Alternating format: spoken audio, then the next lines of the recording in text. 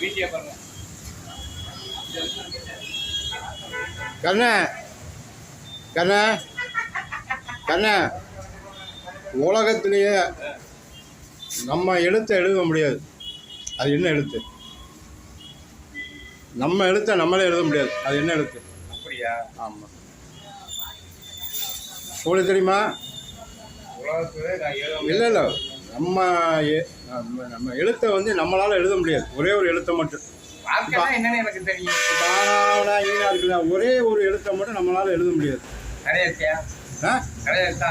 ஆமாம், correct. Right. அதே மாதிரி வந்து வார்த்தைங்கிறது என்னன்னு நினைச்சேன்னா, ரெண்டே குடம் தான் வார்த்தை. பனிக்குடம் உடஞ்சா வெளியே வருவீங்க, மண்குடம் உடஞ்சா உள்ள வருவீங்க. இதுதான் வார்த்தை சார். தத்துவம் சூப்பர். வேற மாதிரி இல்லை.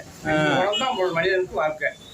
பனிக்குடம் உடஞ்சா வெளியே வருவீங்க, மண்குடம் உடஞ்சா உள்ள வருவீங்க. அதாவது பனிக்குடம் உடஞ்சா முதல்ல வெளியே வந்துடும், பனிக்குடம் உடஞ்சா வெளியே வர்றோம், மண்குடம் உடஞ்சாங்கன்னா உள்ள போறோம். உள்ள போயிடும். ரெண்டு குடம் தான் மனிதனின் வார்த்தை. வேற ஒன்றும் இருக்குது. ரெண்டு குடம் தான். நான் வரைக்கும் சொல்லுங்க. என்ன செட்டியார் பண்ணீங்க அதுன்னு சொல்கிறீங்களா?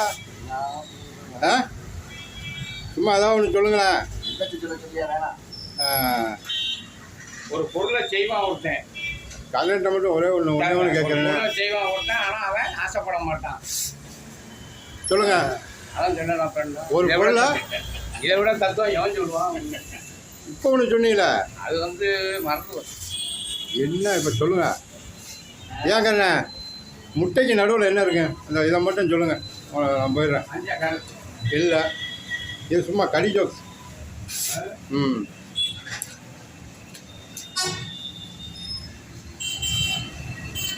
சும்மா கடி ஜோக்ஸு. அதை யோசனை பண்ணி சொல்லுங்க. நீ தான் பெரிய தத்துவவாதிய. நான் சொல்லவா? முட்டைக்கு நடுவில் இட்டு இருக்கு. இட்டு இருக்கு.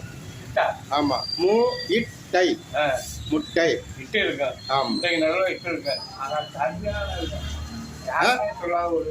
சரி, அது எப்படி உங்களை சொல்லிட்டு எப்படி நாங்கள் எடுப்போம்? சரி, வரவா? அப்படியே ஒன்றே வார்த்தைக்கு அர்த்தம் சொல்லியிருக்கேன்ல. சரி சரி இதோட என்ன இருக்கு? சரி சரி, நன்றி நன்றி நன்றி நன்றி நன்றி நன்றி.